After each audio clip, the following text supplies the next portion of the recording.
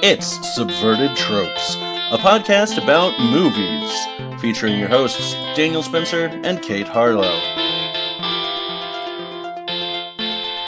Welcome to another episode of Subverted Tropes. I'm Dan. I'm Kate. And today we're going to be talking about the Texas Chainsaw Massacre, the original from 1974. All right, let's get going. So, in the early 70s, Tobe Hooper was an assistant film director and a cameraman. He'd released one movie called Eggshells that the person who co-wrote the script with him, Kim Henkel, was an actor in. That sounds like a student film, A to Z, top to bottom, student film. It probably is. I haven't seen it. It looks, It came out in 1969. It seems super weird. He had developed another story in his mind and had several influences for this movie. Where else do you develop stories? Your arm?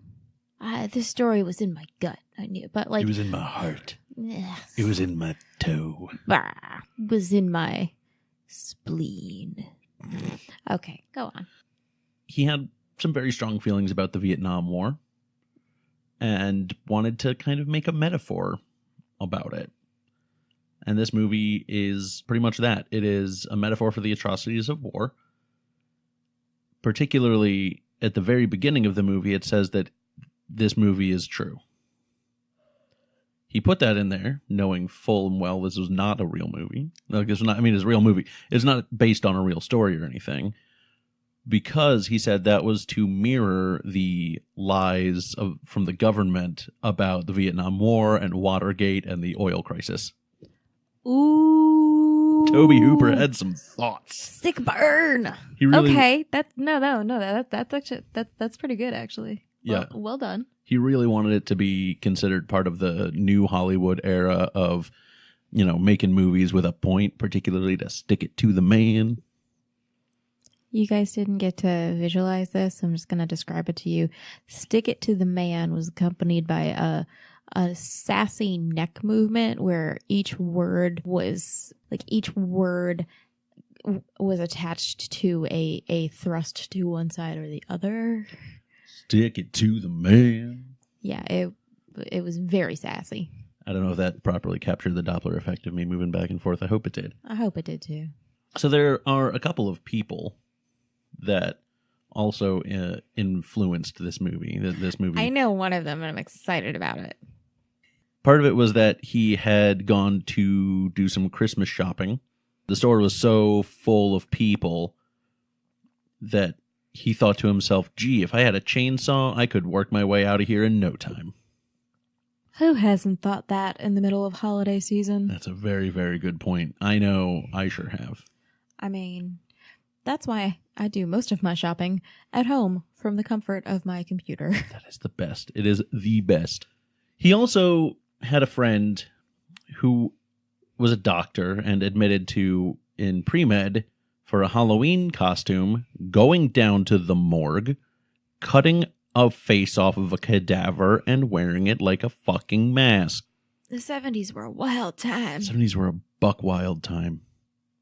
Though actually, I mean, I wonder if that's not a fair assumption that we don't know how old this doctor was when he was in pre-med. He could have done it in the 60s. He might have been tripping balls. He might have been tripping balls. But you know what? He might have been tripping balls in the 70s. That's not fair.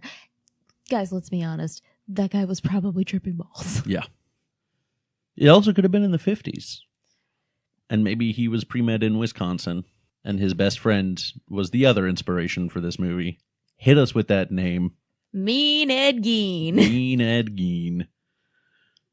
So, one of our friends got a little mixed up and confused Mean Joe Green, the football player, with Ed Gein, the serial killer. And it was just one of the most amazing. Delightful mix-ups ever, and I'm never gonna let it go. And Ed Gein will always be Mean Ed Gein to me. Mean Ed Gein with his skin lampshade and his nipple belt and Yep.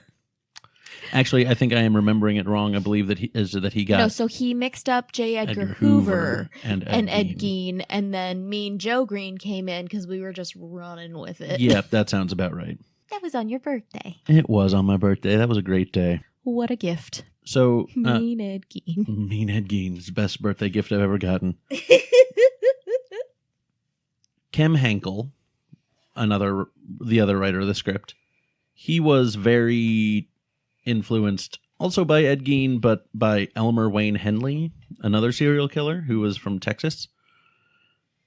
And so the two of them kind of got together and talked about it, and were both inspired by the Vietnam War and the brutal news coverage on it.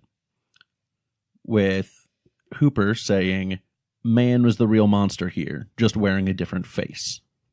And so he was inspired by that, and Gein and Henley and his weird doctor friend. His weird buddy, who presumably then went into, I'm going to assume, some horribly invasive, very personal realm of doctoring. Most likely. Gynecology. Probably. I'm just guessing he's a person. He sounds like he has boundary issues. That is correct. I think the next episode on My Favorite Murder is about that guy. God damn if it's not. Let's call them.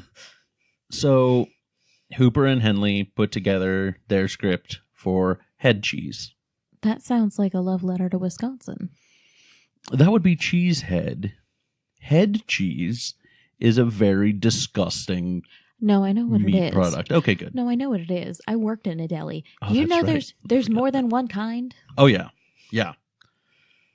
I looked up making head cheese I'm sorry. because they're like, oh, yeah, we're going to name it head cheese because it's, we're inspired all of by the that garbage process. that they won't put into hot dogs, they basically put into gelatin. And that's head cheese. Yep. The best kind of gelatin for this is usually natural, that comes from the fucking skull of the animal that it's disgusting. And when I say there's more than one kind, that means there's a sweet kind and a sour kind. Yeah. Yeah. Someone along the way with a good head on their shoulders told them head cheese was a terrible name. And they said, man, you're really being a downer, cheese man. That is it. They're like, oh man, I really wanted to make head cheese, but I guess we'll change the name. We'll go with Leatherface. So they changed the name to Leatherface. A natural progression, if ever I've heard one. At that point, they knew that the main character was going to be called, the main killer was going to be called Leatherface. But okay, so when you say we changed it to Leatherface, the working title? yes. Okay. The working title was Leatherface. Okay. And then Warren Scarrin, which is a phenomenal name. That is a really great name. He should be on the news. Now, tonight's weather with Warren Scarrin. Warren! We're predicting heavy storms up north, but a nice sunny day down south. Over to the west by the mountains, we're going to see some light snow flurries, and out to the east by the coast, we're going to be seeing tornadoes. Ah, Warren, you always put a sunshiny smile on my face. Oh, well, thank you so much. Back to you, Hooper Henkel. So he was head of the Texas Film Commission at the time, and he had helped them secure some of the funding for their movie. He was like, make it about Texas. That is exactly what happened. And so And then he lost his job. I mean, then they made Texas Chainsaw Massacre. So let's talk about their funding. Their funding was very interestingly handled. So Hooper and Henkel formed a company called Vortex Inc. that was like the production company. Now, the immediate thing that jumps to my head, Cheese, is that sounds like a swirling chasm in which you would dump money into and it would never come back. It's very interesting that you say that, and we'll get to that in a minute because you're pretty much right. But I love when people name things as the things that they are. They also reached out to Bill Parsley, who owned MAB Inc., another production company. Mint and Barley Inc. Mint and Barley Inc. Mr. Parsley, why don't you deal with your own people? No. And Parsley gave them $60,000. Mm-hmm. And in doing so, garnered 50%. I'm sorry, garnered or garnished? Garnished wages. Also kind of yes, but he secured 50% of the movie and its profits. Hot damn, Parsley, make that deal. You know about green. The actors, instead of getting a salary, were given ownership shares. Damn. So that they would also get percentages of the movie and its profits. That is a smart goddamn deal. For whom? Because it wasn't the actors. No? They didn't realize that the 20% or, whatever percent of the shares they were getting were of the 50% that Vortex had. Oh, no. So they got significantly less than they were expecting. Shit, get in before Parsley takes his 50. Fuck. Right. And it gets worse from there. And we'll talk about that in a bit. Okay. I mean, like, if you're in on the ground floor and you're taking a cut from the original 100, that's good. It is. So, like, Parsley, he had the best deal. Kind of. Kind of. He had the best deal with the exception of Bryanston Distributors. Mm-hmm. But we'll get to them later. So they started casting the movie. Right. They wanted to go with lesser-known actors so they could sell the this is real angle. Right. And Gunnar Hansen was originally the idea for Leatherface. Jesus God. He was actually named Gunnar. Gunnar, Gunnar. Oh, A-R. Shit, Mm-hmm. okay. Merca. So Gunnar Hansen read the script and was like, Jesus, this is brutal. I don't want to do this. And they were like, okay, you're lost, and hired another guy. What other brutal thing did Gunnar go on to do after that? Oh, we'll get there. Oh my God. So a friend of his, he was talking with a friend of his, and basically that friend was like, you are an idiot. You should be Leatherface. And so Gunnar called them back and was like, hey, I'd kind of like to change my mind. And they're like, sorry, we already hired this other guy. And then the casting director called back shortly, a couple days afterwards, saying, okay, so the guy that we hired is drunk and not coming out of the motel, so we're firing him. I'm quitting. You might want to talk to someone. So he called the art director, Hansen did, and expressed his interest. So the art director wanted him to meet Tobe Hooper. Mm-hmm. He went up to Tobe Hooper. Before any words were exchanged, Hooper took one look at Gunnar Hansen and said, that's our guy. Typecasting. Well, he was 6'3", 300 pounds. Pretty much exactly what you would expect somebody named Gunnar to look like. Yes, exactly. My apologies to everybody named Gunnar. You're going to get us sued. We're going to have a class action lawsuit by all the Gunnars of the world. Fuck. So mostly in the Nordic regions. No. American Gunnars look like 6'1", 300 pounds somethings. Nordic Gunnars are, I'm just going to throw this out there, I'm pretty sure all beautiful humans. So Gunnar Hansen was born in Reykjavik. Fuck. How long did he live in the U.S.? A fantastic question. Hold on, let me do this math. 62 years. Yeah, we ruined him. He moved here when he was 5. Yeah, no, we ruined him. We did. We Americaned him up. The true Nordic Gunnars look like the whole Skarsgård family. For instance, everybody's favorite Gunnar Bjornstrand. He's just trying to find an ugly Gunnar right now. No, actually, I don't think this Gunnar looks too bad. A lot of his pictures are of him older, but when he was younger, not a bad looking guy. I don't know. Someone's name is Gunnar Deathridge. If he doesn't play in a metal band, he's wrong, and I don't want to drive with him. He was a contestant on Project Runway, and Runway All Stars. I've probably been. Oh, that asshole? Shit. Oh God! Now Gunnar Deathridge is gonna sue us, and anyone with the last name of Deathridge is just gonna kill us. No, we know who's gonna kill you. Yeah, we do. Little Finn. He's so cute. So the other big name in this movie was not a big name at the time. It's John Larroquette. Mm-hmm. He does the narration at the beginning. You remember with Invasion of the Body Snatchers when we were talking about the great I'll be in your movie for this small thing? Oh my God, what did he do it for? A marijuana joint. But like part of Robert Duvall's thing was that they literally had to pay him like it was a legal thing. Right. Surely trading the narration for a flippin' jazz cigarette could not have been put down on the books somewhere as a legal exchange. Right. So that was just bribery. Pretty much. Yeah.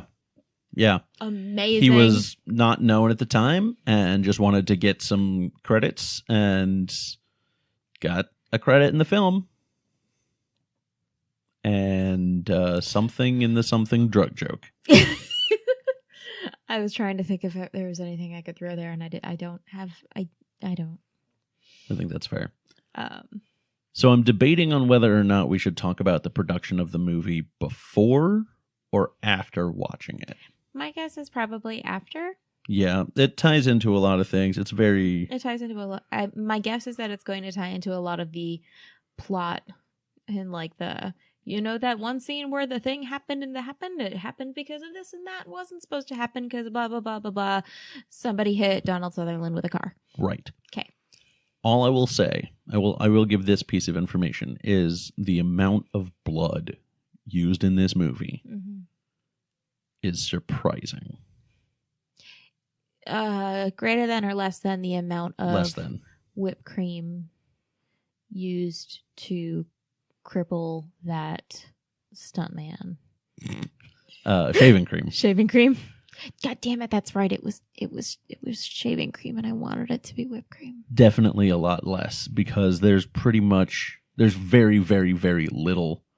Blood. Great. There's a lot of. I mean, not a lot. There's a little bit of fake blood. Mm-hmm. There's some real blood, and we'll talk about that later. Hot diggity. But Tobe Hooper really, really wanted this movie to be PG.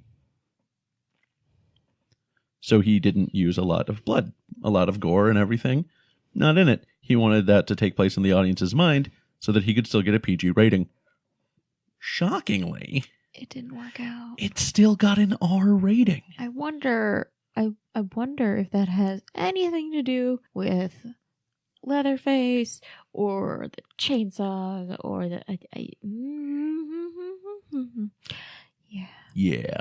I don't think he really understood how the rating system worked. I don't believe that he did, but God bless him for trying. He tried, and that's what counts in America. Yeah, if you try, you can literally do anything. Let's go watch this movie. And we're back. We're back. So that was intense. I don't know why I didn't get a G rating. I'm just so surprised. It seemed like general audiences would love it. I don't know if general audiences would love it, but I feel like general audiences could endure it. Yeah, I think, like, for instance, your niece Emmy would totally be able to sit through that fine. No. Okay, no. So let's talk about the filming and the production of the movie. Mm-hmm. Obviously, it was filmed on a very low budget. Yeah. It was shot on 16 millimeter. Which is really, really to great effect. It is used beautifully. Not that I think there was really a ton of other options at the time, but it holds up. It gives it that extra gritty feel that something like Invasion of the Body Snatchers, filmed, 4 years later, not on 16 millimeter. It's like just the picture is so much clearer, but that gritty kind of home movie style footage I would argue, though, that Invasion of the Body Snatchers, being the story that it was, having a cleaner, more sterilized feel, had like the intended effect in that place. Definitely. I will agree with that. But I understand what you're referencing. I get you. I'm picking up what you're putting down. Good. So the film, the version that we watched, was the restored version. That was restored using the original 16 millimeter film, which is very difficult to do. But it was done beautiful. It was done beautifully and it took out all the scratches and everything and just was really good. So because they were on such a low budget, they had to kind of go to extremes for a lot of things. I'm not sure what you mean. Well, they had to shoot for long hours. The area where they were... It looked luxurious and refreshing. I don't know what you're talking about. They were shooting in 100 degrees, sometimes up to 115 degree heat. Okay. It looked sticky. There was no air conditioning. Oh, God. It looked anywhere. It looked real bad. Everyone was physically uncomfortable. Yeah, I can imagine that. It had that feeling... I feel it, the feeling that I think they wanted really badly for Devil's Rejects, but in Devil's Rejects, it was so manufactured because it was. Yeah, Rob Zombie cites this movie particularly, but a lot of Tobe Hooper's work as extremely influential. And I think that shows in a lot of Rob Zombie's stuff, except that Rob Zombie is not good. You're going to get us sued by Rob Zombie. You know what? Come at me, Rob. Come at me. Your Halloween remake was please do not. Terrible. Oh, that's true, but please do not come at us. We have no money to give you. I don't even think he wants the money. He might hurt you. I'm into it. Not in a fun way. Then I am not into it. Similarly, if people look pissed off, it's because, I don't know, I'm trying to think of another way to make a urine joke. There was one bathroom for everybody. You're in trouble. Yikes.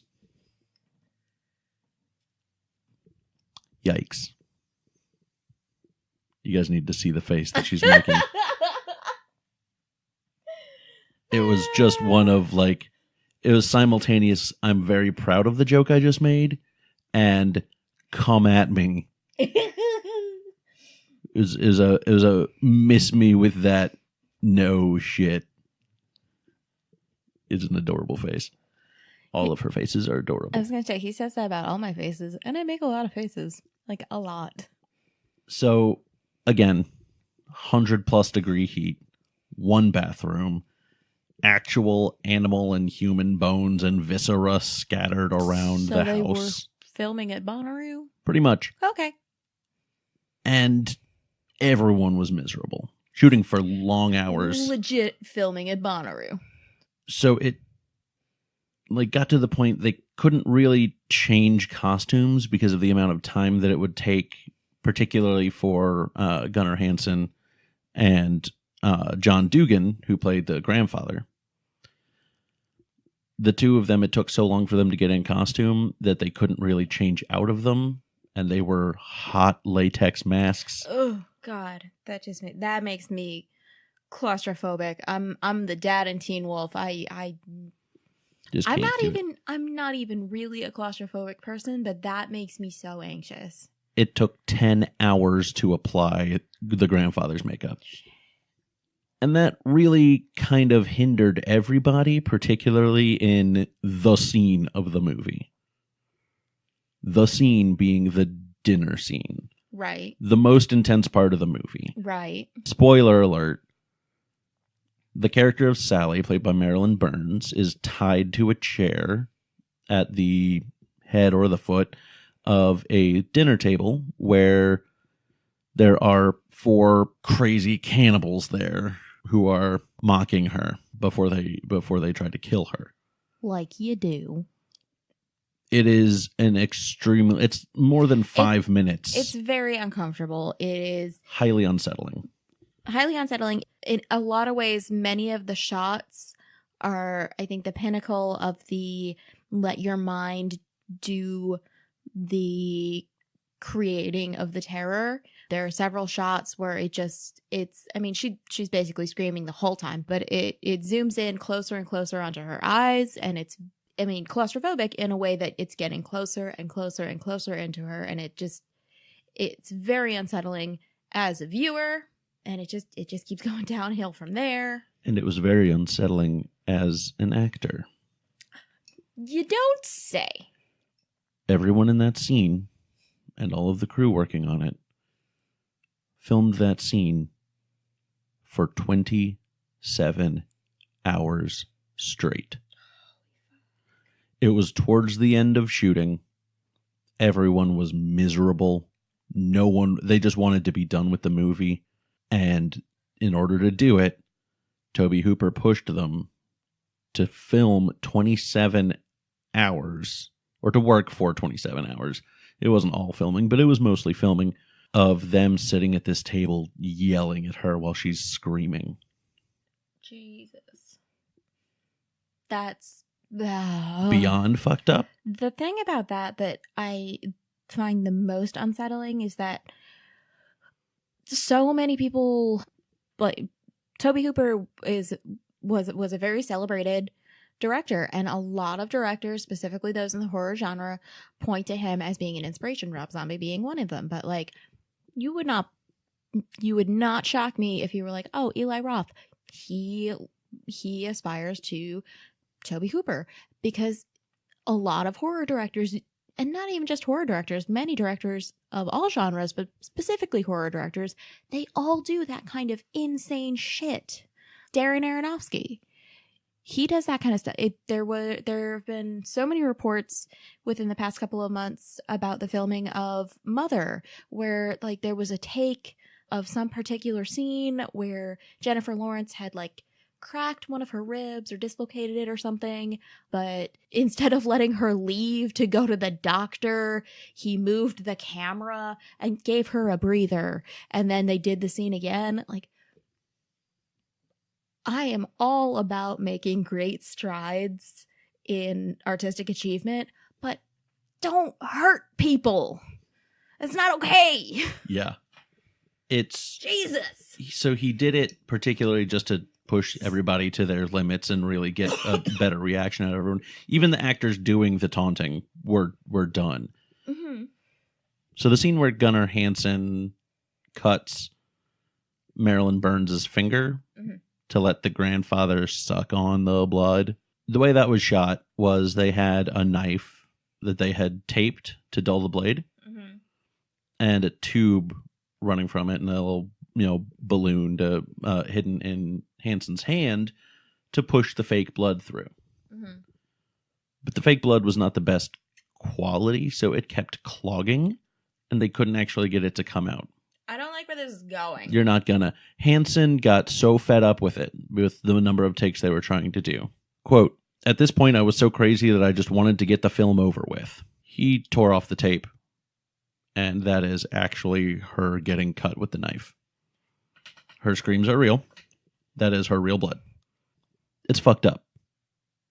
Like, I don't want to turn this podcast into that conversation, but like, in light of the ongoing and explosive conversation about boundaries and consent and all that very, very important stuff that's been going on lately, Jesus fucking Christ, Gunnar, not okay.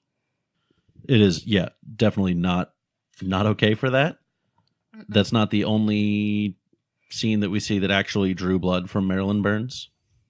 As she was running through the undergrowth, she actually got cut on several branches pretty bad. That is bad. Dramatically different than another actor untaping a knife. I know. It's truly fucked up. And Hooper just being cool with all of this, not good. Not good. We as a country have a long way to grow. Yep. And we wouldn't be able to do it if we didn't stop and examine things like this and recognize the things like this that have happened that are bad. And fix them going forward. Exactly. So, on a little bit of a lighter note. Tell me something funny. So when the movie came out, Marilyn Burns picked up a hitchhiker at one point when she was driving. And the hitchhiker just started telling her about Texas Chainsaw Massacre. It was like, oh, there's this movie where they pick up a hitchhiker. Without realizing who she was. And like he goes into detail about the movie, and when he's done, she's just like, do you recognize me? And then it clicked, and he apparently just freaked out. He was like, oh my God, that's so amazing.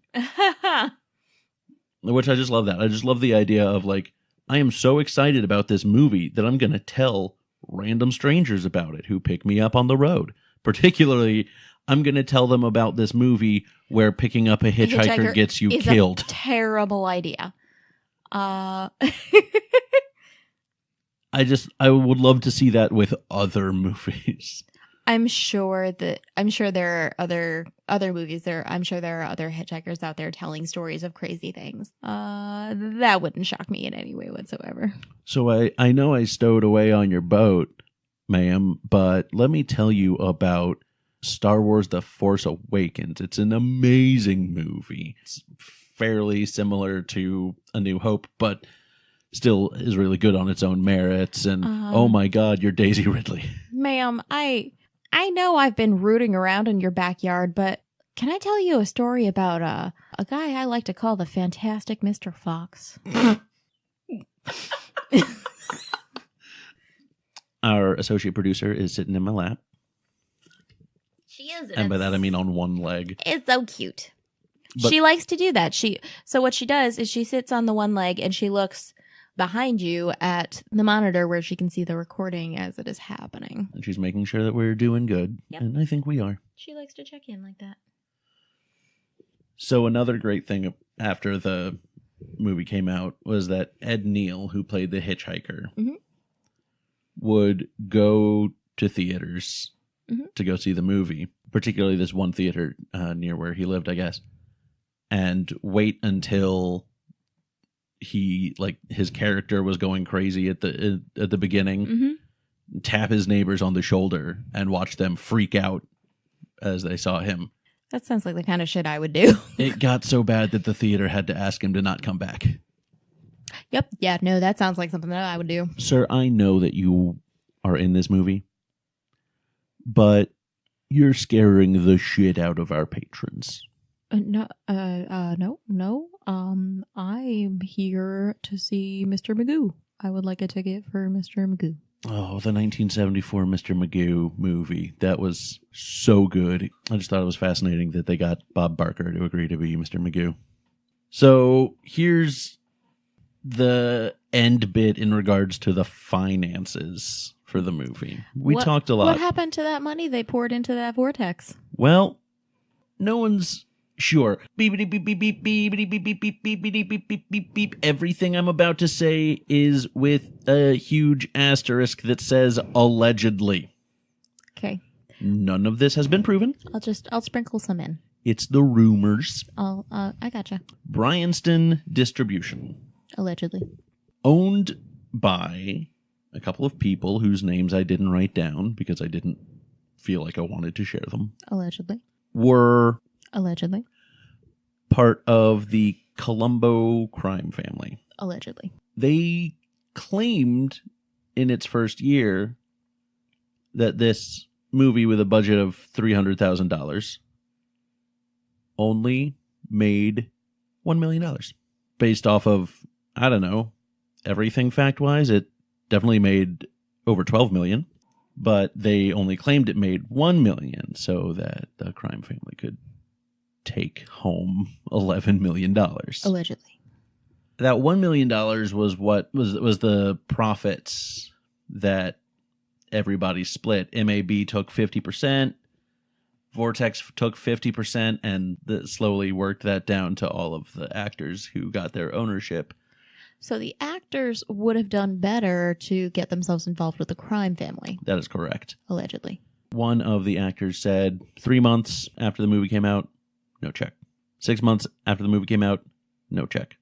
9 months after the movie came out, he finally got a check for $28.45. That's some shit. The fact that Marilyn Burns had to go through all of that shit that she went through. Yeah. And not get paid anywhere near the amount that she deserves. That's unbelievably frustrating. Yeah, that's really infuriating. And disappointing. So, let's talk about some tropes in this movie. Final girl. Definitely got the final girl trope.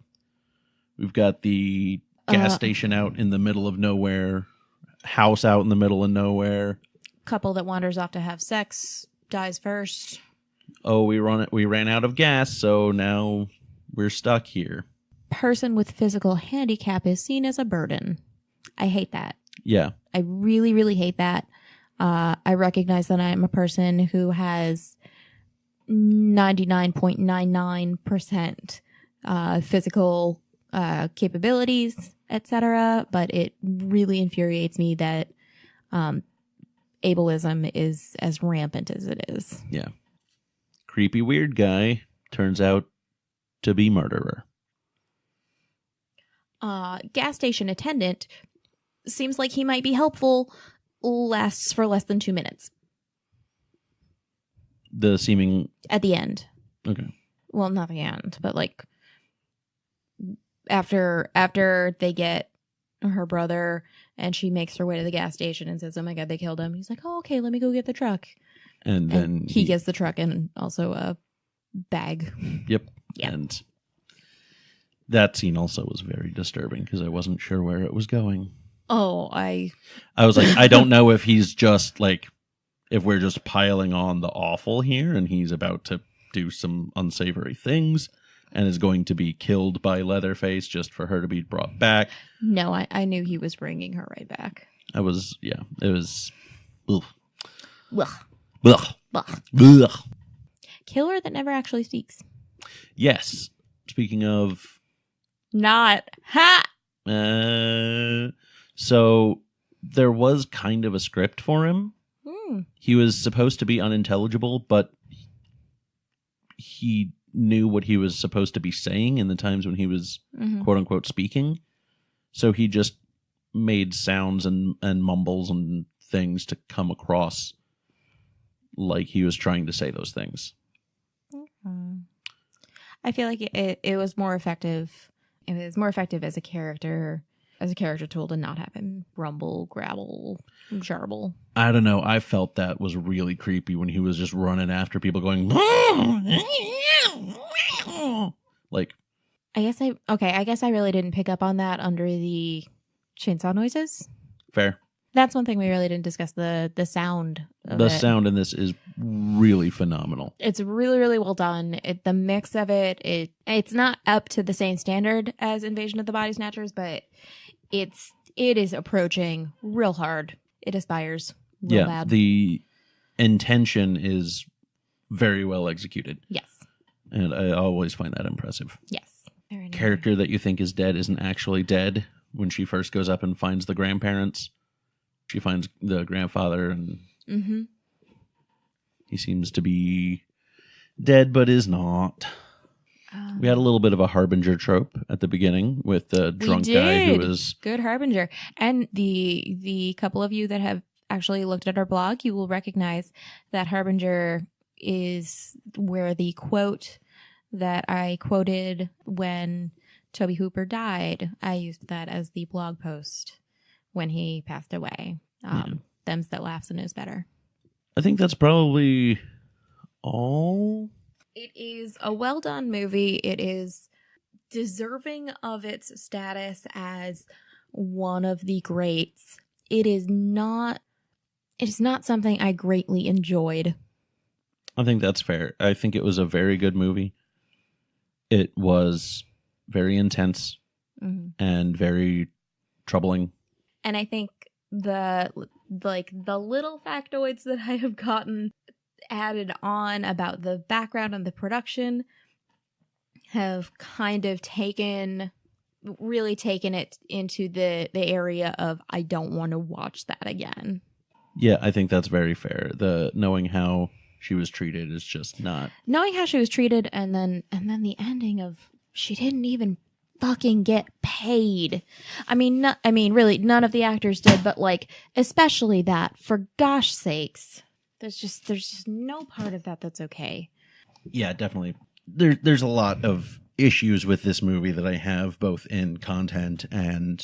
I mean, the content is troubling enough, but it's one thing to have troubling content that speaks to we are addressing these issues, but to have troubling content and then turn around and behind the scenes is equally troubling on a whole different plane. Yeah, that's just what I was getting at, was that it's troubling content and troubling execution, and that makes it pretty difficult. And honestly, this episode's not our funniest episode because it's something that's really, it's kind of hard to joke about. I feel like the first half I was pretty okay. I think the first half was pretty funny, and I think the second half, wait, hold on, farts. We got it. That's a wrap, guys. That's it. Have a great night. No, wait, hold on. We have the whole all the wrap up stuff. Find us on Twitter. We are at Subverted Tropes. That's us. Yeah, that's us at Subverted Tropes. You can send us any emails with thoughts or suggestions at subvertedtropecast@gmail. You can also follow our blog, subvertedtropecast.wordpress.com. That's where we put up all of our content, wherever we pull any information from for our blogs. Cast blog, blogcast. We also, that's where we put all the adorable pictures of my allegedly adorable face that Definitely often very adorable face. Get taken, and also our adorable sound producer Ripley. That's right. Huge thanks to Gracie Boland for our amazing logo. You can find her on Etsy as a fandom doodler, and on Instagram as well at a fandom doodler. Yeah, I think her Etsy is That Crazy Princess, but also I think if you just Google it, it'll still come up. I think Etsy, a fandom doodler weird. is the name of her store. That Crazy Princess is the name of her as the shop owner. I think that's it. It's confusing. It is confusing. Google is your friend. A fandom doodler, and you're good. You're going to be good. You can also find us on iTunes, Stitcher, Podbean, and now all of our episodes are also on YouTube as well. YouTube. Like, subscribe, tell your friends, and if you don't like us, don't tell them. But, if you don't like us, also tell us what we can do to improve. Yeah, that too. I mean, we listen. We want to hear what you have to say. Yep. Farts.